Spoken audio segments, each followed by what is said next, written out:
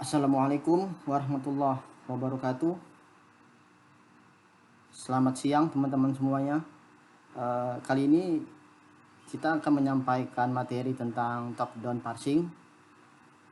Saya dari kelompok 1 dengan saya sendiri Muhammad Fadli, ada Christopher Rainaldo, Jauhari Ramadan, Entol Rasyad, dan Aditya Prayoga. Jadi kita ada 5 orang di sini.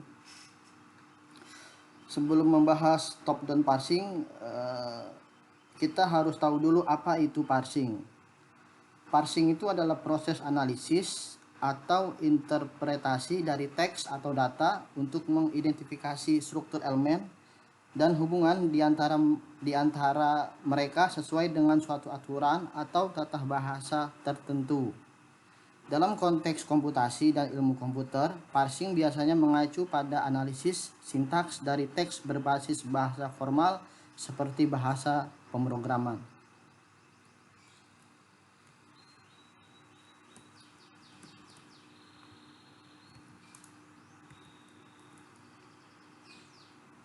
Lanjut, pembahasannya kita ada 3 materi ya, ada top down parsing, kemudian ada metode brute force, dan ada metode recursive descent.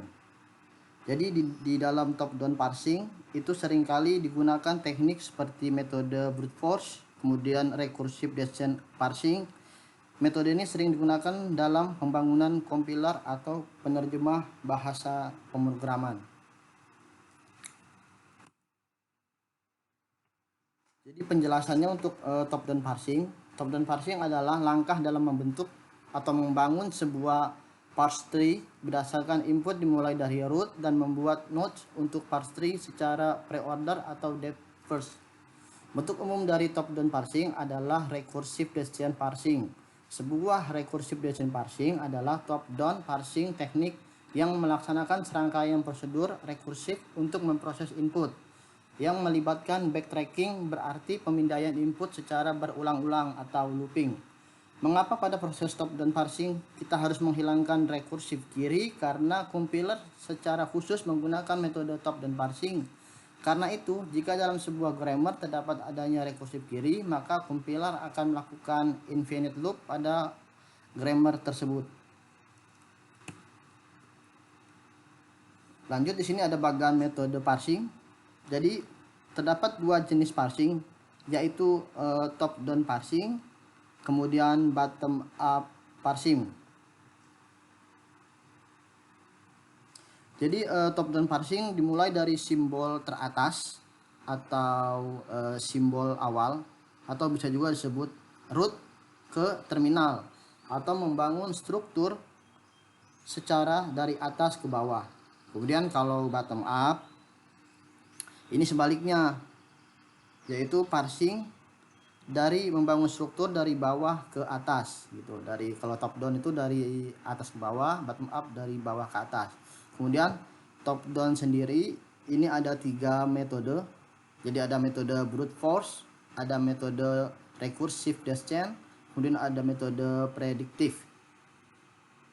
Dan untuk bottom up sendiri ada 2 metode yang sering digunakan, ada LR parsing atau left and right parsing atau operator precedence. Jadi untuk yang materi kali ini kita khusus membahas tentang top down parsing dengan 2 metode, yaitu metode brute force dan recursive descent.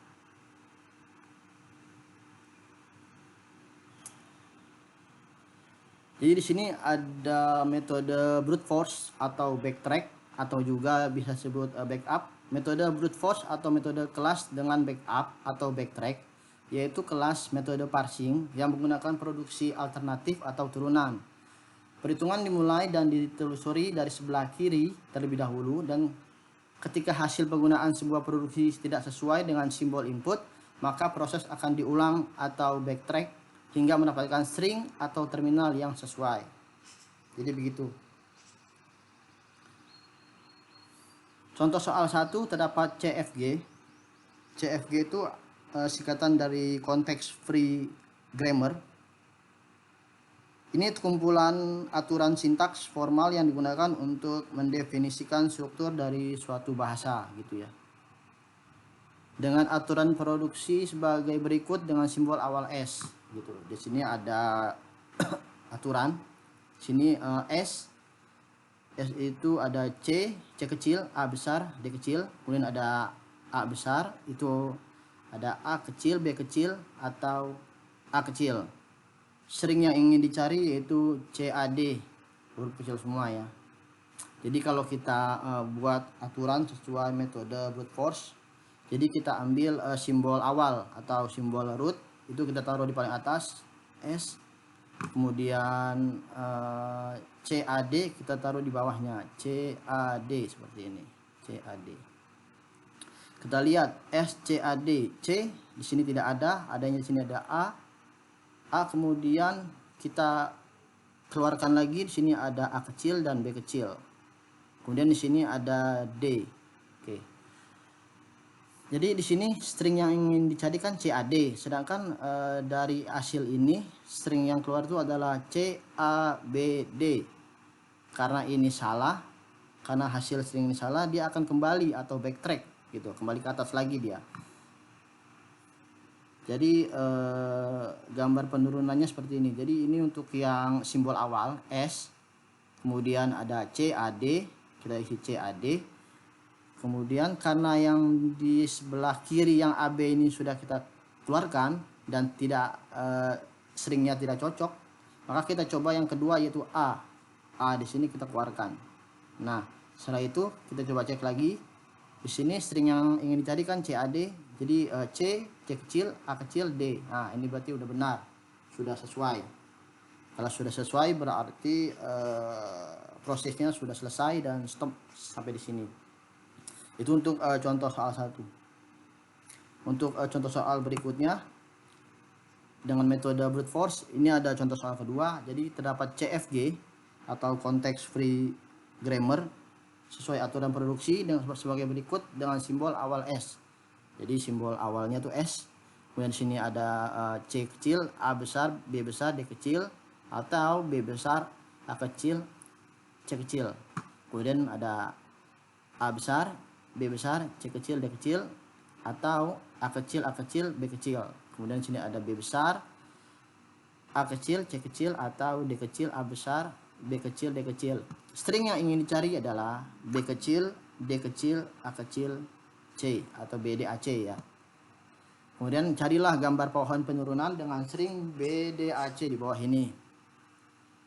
Maaf. Oke. Di sini simbol awal atau simbol rootnya tuh S. Kemudian kita coba keluarkan ada C kecil, A besar, B besar, D kecil, kita keluarkan coba.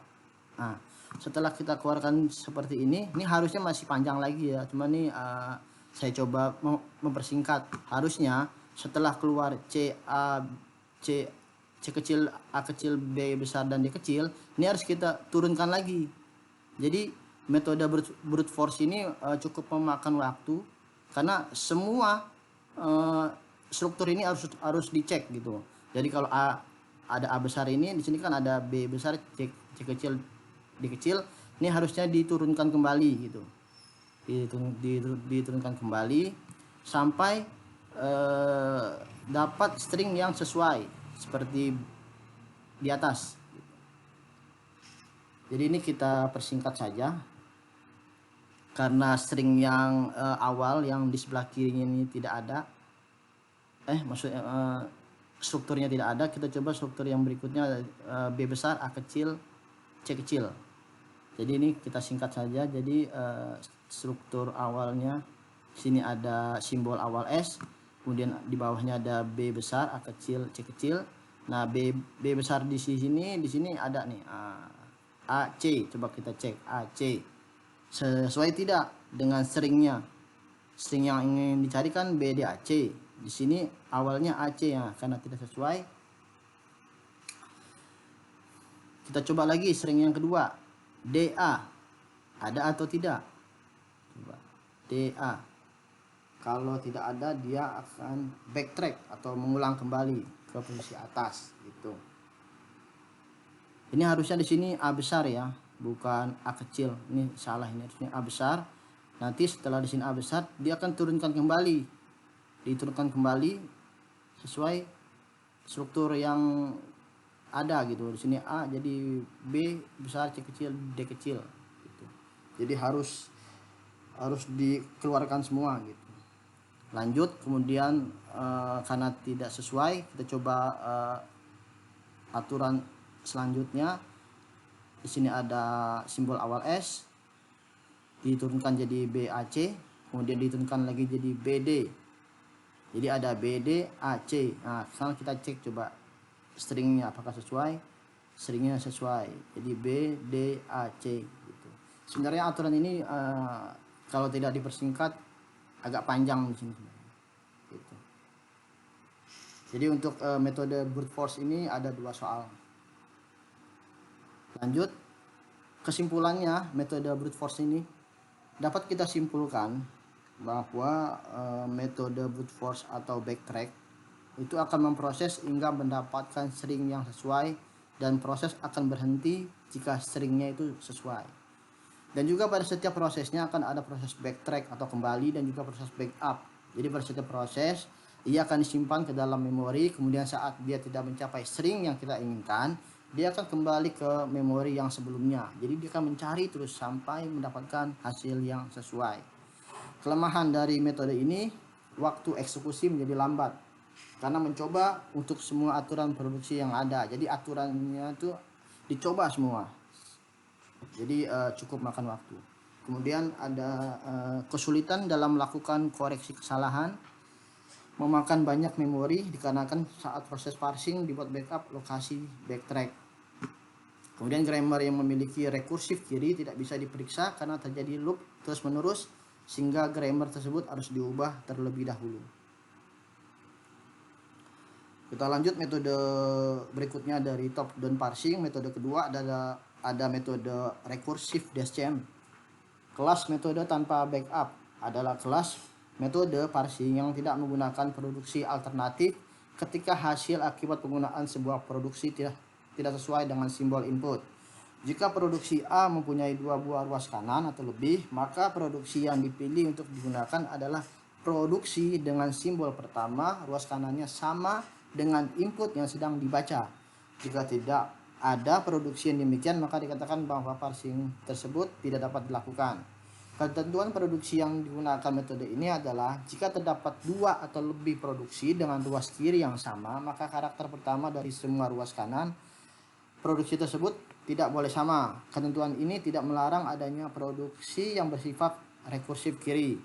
Ciri-ciri dari recursive descent parser yang tidak menonjol adalah rekursif menurunkan semua variabel dari awal sampai bertemu terminal dan tidak pernah mengambil token secara mundur atau no backtrack.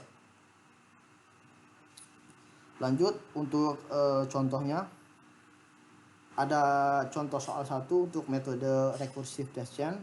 Itu diketahui grammar A yaitu AB atau ABC, A kecil, B besar, C kecil, atau A kecil, A besar, dan C besar. Kemudian ada B itu yaitu B kecil, B besar, atau C.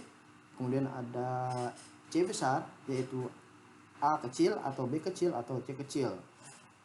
Gunakan metode recursive descent parsing untuk melakukan analisa terhadap AABB. Nah, jadi kita coba mencoba untuk dengan cara ini metode recursive descent. Aturannya seperti apa? Untuk simbol awalnya kita letakkan di atas, kita turunkan AB. Apakah sesuai AB ini? Karena string yang diminta adalah AABB, karena tidak sesuai dia akan mencoba yang kedua yaitu A kecil, B besar, C kecil. Coba lagi. Kemudian di sini ada B besar kita keluarkan, B kecil, B besar. Apakah sesuai?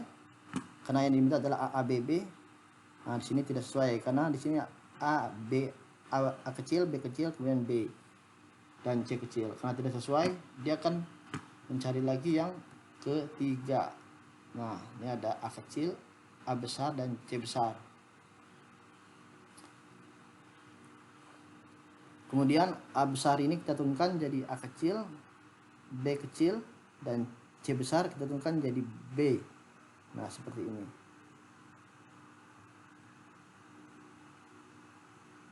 Kalau coba kita cek lagi, di sini ada A kecil, B kecil, B kecil, dan ini ada sesuai. Dan ini adalah sesuai. Oke. Ini untuk yang contoh soal yang pertama. Oke, untuk yang contoh soal yang kedua. Untuk contoh soal kedua, metode recursive dash chain, itu diketahui grammar A, yaitu A kecil, B kecil, C besar, A kecil, B besar, D kecil, A kecil, A besar, D besar. Kemudian ada B, B kecil, B besar, atau string kosong bisa disebut dengan epsilon. Di sini ada C besar, D kecil, atau epsilon, D besar, A kecil, B kecil, atau epsilon. Epsilon atau string kosong, simbol ini digunakan untuk mewakili urutan karakter yang tidak memiliki panjang atau tidak mengandung karakter apapun, gitu ya. Dari soal ini, gunakan metode recursive dash chain parsing untuk melakukan analisa terhadap string AABA. Nah, kita coba analisa dengan string AABA. Simbol awalnya kita tulis dulu di atas, kemudian di sini bawahnya ada A, B, C. Apakah sesuai? Kalau tidak sesuai, lanjut. Yang kedua, A kecil, B besar, D kecil. Kita turunkan lagi B, jadi B kecil, B besar. Apakah sesuai? Kalau tidak, lanjut. Yang ketiga, sini ada A kecil, A besar, D besar. Kemudian ada A ini kita turunkan, A, B, C kita turunkan, A kecil, B kecil, C besar. C besar kita turunkan. Langsung kita turunkan jadi epsilon. Kemudian di sini ada D, kita turunkan jadi A. Untuk struktur ini kita coba baca, A kecil, B besar, B kecil, A kecil. Apakah sesuai? String ini sesuai. Oke. Kalau sesuai, prosesnya berhenti dan selesai. Gitu. Jadi untuk recursive dash chain ini lebih cepat, tidak perlu memakan banyak waktu karena dia tidak perlu no backtrack atau kembali. Gitu. Jadi cukup gampang, dan metode ini lebih sering digunakan recursive dash chain ini untuk metode untuk top down parsing. Gitu. Baik, selesai sampai di sini penjelasan dari materi tentang top down parsing.